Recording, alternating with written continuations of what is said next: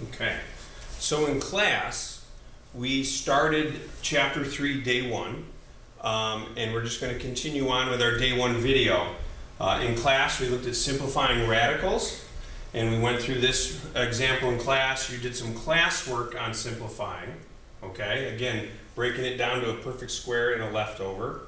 Any numbers out in front, carry along, and we worked on that one in class. We talked about simplifying radicals with variables. If it's even power, we pull it out front by taking half. If it's an odd power, we take the closest even power, which would be 4, take half and pull it out, leftovers. Closest is 8, half, pull it out, leftover, okay? And that's kind of where we left off. You had classwork that you worked on, page 93, 3 through 10, but I want to keep going with this, with the video, all right? And the video is going to focus on, okay, so now we can simplify them, but what do we do with them after we simplify them? And so what this part of the video is going to focus on is how do we add and subtract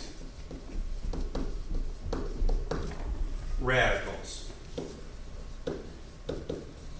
Okay? How do we add and subtract them? All right? So, a little note. You can only add and subtract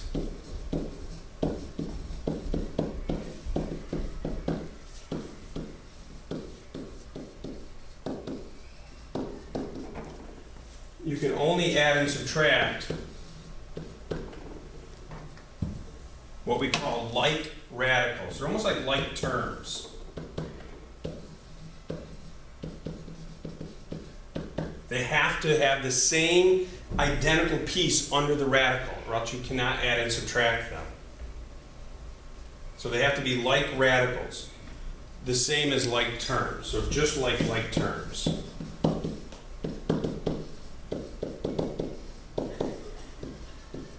Okay, so just like terms, they have to be like radicals. And I know in Algebra 1, you worked on this a little bit.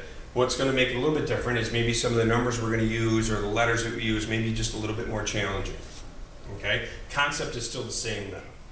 So for example, all right, let's say we have 5 square root of 3 plus 6 square root of 3 minus 8 square root of 2 plus 2 square root of 3 plus 5 square root of 2.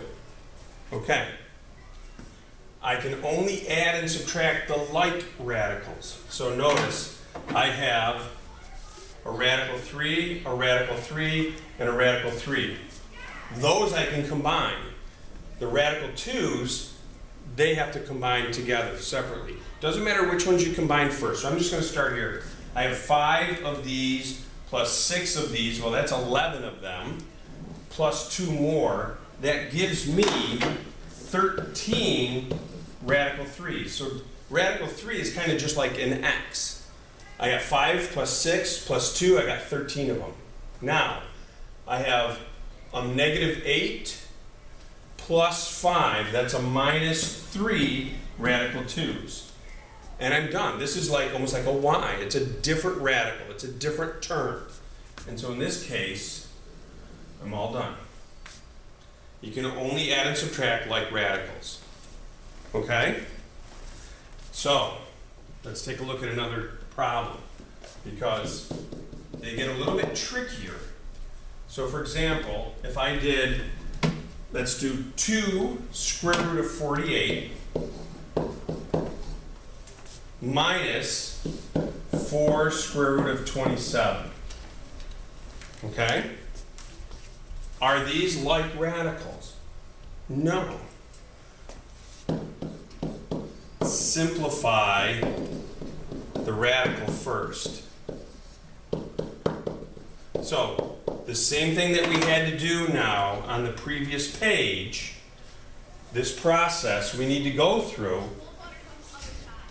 first. So simplify the radical first. All right, so here we go. Treat them separately.